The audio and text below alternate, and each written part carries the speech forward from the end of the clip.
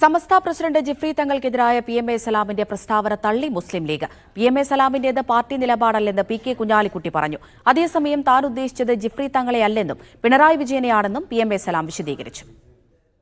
PMA സലാമിന്റെ പ്രസ്താവനകൾ പാർട്ടിക്ക് തലവേദനയുണ്ടാക്കുന്നുവെന്ന തോന്നൽ ലീഗിനുള്ളിൽ തന്നെ ശക്തമാകുന്നതിനിടെയാണ് സലാമിനെ തള്ളി മുസ്ലിം ലീഗ് നേതൃത്വം രംഗത്തെത്തിയത്. ഞങ്ങളിതിനെ ഓൺ ചെയ്യുന്നില്ല, ഒരു വിധത്തിൽ ഓൺ ചെയ്യില്ല.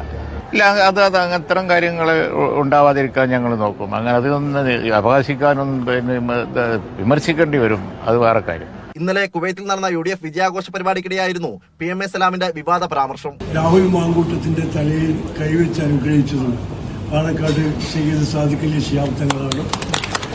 ഇടതുപക്ഷത്തിന്റെ സ്ഥാനാർത്ഥി 3ാം സ്ഥാനത്തേക്ക് പോകുമ്പോൾ അദ്ദേഹത്തെ തലയിൽ കൈവച്ച് അനുഗ്രഹിച്ച മറ്റൊരു നേതാവ് കൂടി ഉണ്ടായിരുന്നു.